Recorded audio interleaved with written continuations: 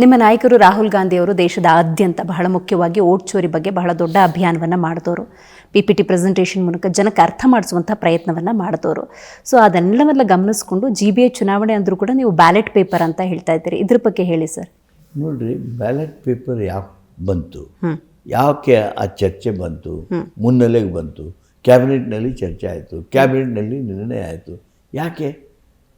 EVMಗಳೇನಿವೆ, EVMಗಳ credibility ಇರೋಡ್ ಆಗಿಬಿಟ್ಟಿದೆ, ವಿಶ್ವಾಸಾರ್ಹತೆ ಅದು ನಶಿಸಿ ಹೋಗ್ತಾ ಇದೆ. ಟ್ರಕ್ ಲೋಡ್ಗಟ್ಟಲೆ EVM ಖಾಸಗಿ ವ್ಯಕ್ತಿಗಳು ತೊಗೊಂಡು ಹೋಗೋದನ್ನು ನೋಡ್ತೀರಿ. ಇಲ್ಲೇ ನಮ್ಮ ಬೆಂಗಳೂರಲ್ಲೇ ಒಂದು ಖಾಸಗಿ ಸ್ಥಳದೊಳಗೆ, ಒಂದು ಕಂಪ್ನಿ ಸ್ಥಳದೊಳಗೆ, ಖಾಸಗಿ ಯಾವುದೋ ಅಥವಾ ಕಂಪ್ನಿನೋ, ಅದು ಗೌರ್ಮೆಂಟ್ ಆಫ್ ಇಂಡಿಯಾ ಕಂಪ್ನಿನೋ, ಅಲ್ಲಿ ರಾಶಿ EVMಗಳು ಬಿದ್ದಿವೆ. ಯಾಕೆ? ಅವನು ಏನು ಡಿಸ್ಟ್ರಕ್ಷನ್ ಮಾಡಬೇಕಾಗಿತ್ತು, ಆ ಡಿಸ್ಟ್ರಕ್ಷನ್ ಮಾಡೋದ್ರೊಳಗೆ ಸಂಬಂಧಪಟ್ಟವರು ವಿಫಲರಾಗಿದ್ದಾರೆ. ಅಂದರೆ ಎಲ್ಲಿ ಬೇಕಲ್ಲಿ EVM ಇದ್ದರೆ ಅದು ಸರಿಯಾದ ವ್ಯವಸ್ಥೆನ.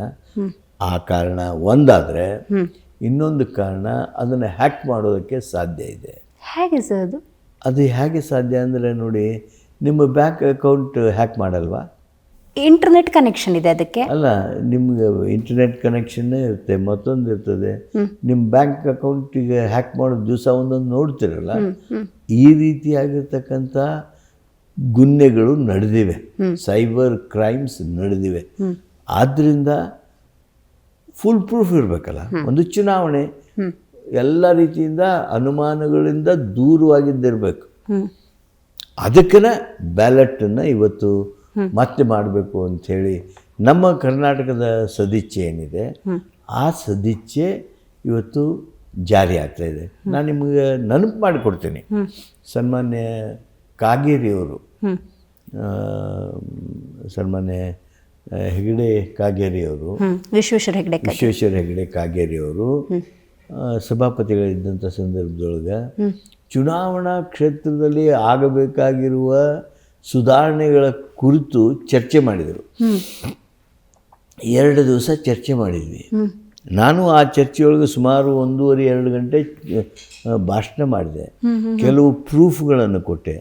ಅವರು ನನಗೊಂದು ಸೂಚನೆ ಕೊಟ್ಟರು. ಪಾಟೀಲ್ರೆ, ಹಿಂಗಾದ್ರೆ ಆಗೋದಿಲ್ಲ, ನೀವು ಪುರಾವೆಗಳನ್ನು ಕೊಡಬೇಕು. ಹೌದು, ನೀವು ಪುರಾವೆಗಳನ್ನು ಕೊಡಬೇಕು. ನಾನು ಅವರಿಗೆ ಸುಮಾರು 3-4 ಸಾವಿರ ಪುಟಗಳ ಪುರಾವೆಯನ್ನು ಓದಿಕೊಟ್ಟ ಮೇಲೆ ಅವರು ತಕ್ಷಣ ಸಂಬಂಧಿತ ಎಲೆಕ್ಷನ್ ಕಮಿಷನ್ಗೆ ಬರೆದರು. ಎಲೆಕ್ಷನ್ ಕಮಿಷನ್ನವರು ಬರೀತಾರೆ, ನಿಮ್ಮ ಈ ಅಸೆಂಬ್ಲಿಗೆ ಇದ್ರ ಬಗ್ಗೆ ಚರ್ಚೆ ಮಾಡೋದಕ್ಕೆ ಯಾವುದೇ ರೀತಿಯಾಗಿರ್ತಕ್ಕಂಥ ಹಕ್ಕು ಅಥವಾ ಅವಕಾಶ ಇಲ್ಲ. They should have explain. ಒಂದು ಸಂಶಯ ಬಂದಾಗ ಅದನ್ನು 10 ಕಡೆ ಹೋಗಿ ನೀವು ಅದನ್ನ ಸರಿಯಾಗಿದ್ದದ್ದನ್ನು ಹೇಳಬೇಕೇ ಹೊರತು ನೀವು ಚರ್ಚೆ ಮಾಡಿಕೊಡೋದು. 7 ಕೋಟಿ ಕನ್ನಡಿಗರ ಪರವಾಗಿ ಮಾಡಿರ್ತಕ್ಕಂಥ ಚರ್ಚೆಯನ್ನು ಈ ರೀತಿ ಅಲ್ಲಗಳೆಯುವಂಥ ಎಲೆಕ್ಷನ್ ಕಮಿಷನ್ ನಾವೇನು ಅನ್ಬೇಕು?